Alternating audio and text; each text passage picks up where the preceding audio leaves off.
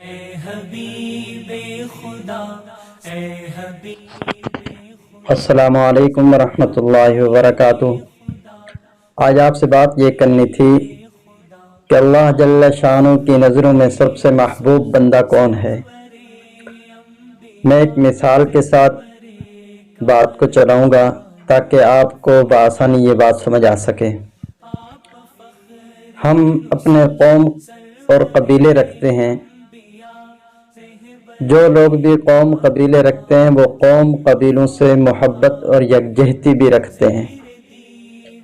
قوم قبیلے کے کسی فرد کے ساتھ کوئی مسئلہ ہو، ہم میں سے ہر شخص یہ سمجھتا ہے کہ یہ مسئلہ میرے ساتھ ہے۔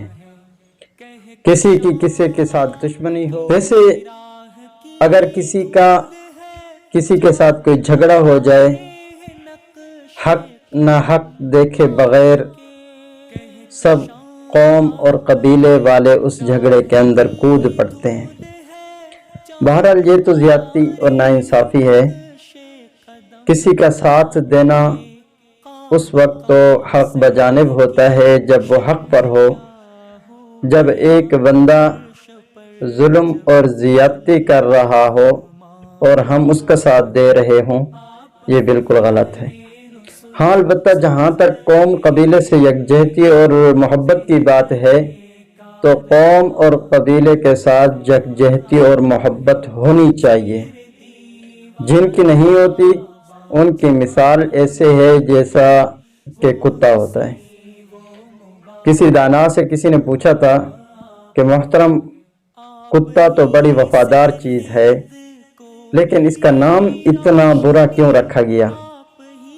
کتے کا تو کوئی حسین نام ہونا چاہیے تھا جس سے وفا نظر آئے، جس سے اپنا پن نظر آئے، لیکن کتے کے نام کے اندر اجنبیت ہے، نفرت ہے اور اس طرح کی مذموم صفات ہیں، کوئی قابل رشک صفت نہیں ہے۔ تو انہوں نے فرمایا کتے کا نام اس لیے کتا ہوتا ہے چونکہ وہ اپنی قوم کا برا ہوتا ہے۔ تو پوچھنے والے نے پوچھا جناب میں سمجھا نہیں، کتا کیسے اپنی قوم کا برا ہو سکتا ہے؟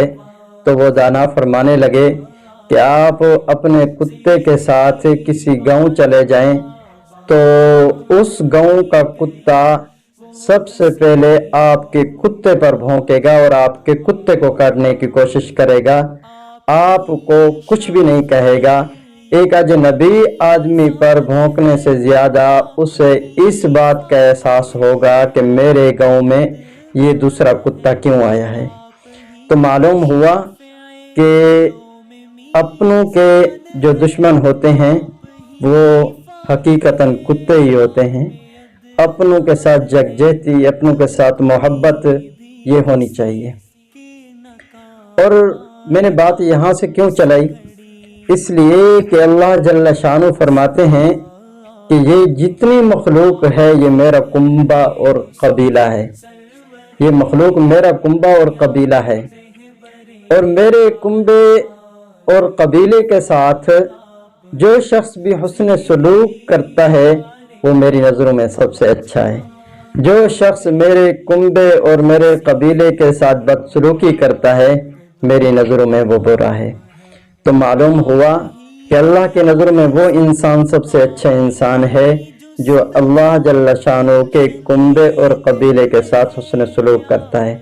اللہ جل شانہ کا کنبہ اور قبیلہ کیا ہے؟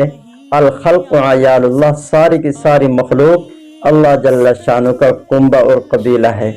تو اس لیے یہ بات یاد رکھیں کہ اللہ جل شانہ کی نظروں میں اگر انسان نے محبوب بننا ہے تو پھر وہ اللہ جل شانہ کے کنبے اور قبیلے کے ساتھ حسن سلوک کرے۔ ویسے ہمارے ہاں بھی یہی روایت ہے کہ ہمارے کنبے اور قبیلے کے کسی فرد کے ساتھ کوئی اگر اچھے تعلقات رکھتا ہے تو ہم بھی اس کی عزت کرتے ہیں۔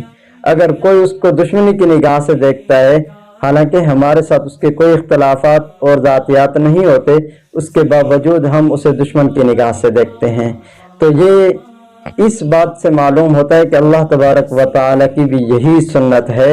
اس لیے یاد رکھیں کہ اپنے کنبے اور قبیلے کے ساتھ اس طرح یکجہتی کریں جس یکجہتی کے ساتھ اللہ کی مخلوق پر ظلم اور زیادتی لازم نہ آئے۔ کیوں؟ کنبے اور قبیلے کے روٹھ جانے سے اتنا فرق نہیں پڑے گا جتنا اللہ جل شانہ کے روٹھ جانے سے فرق پڑتا ہے۔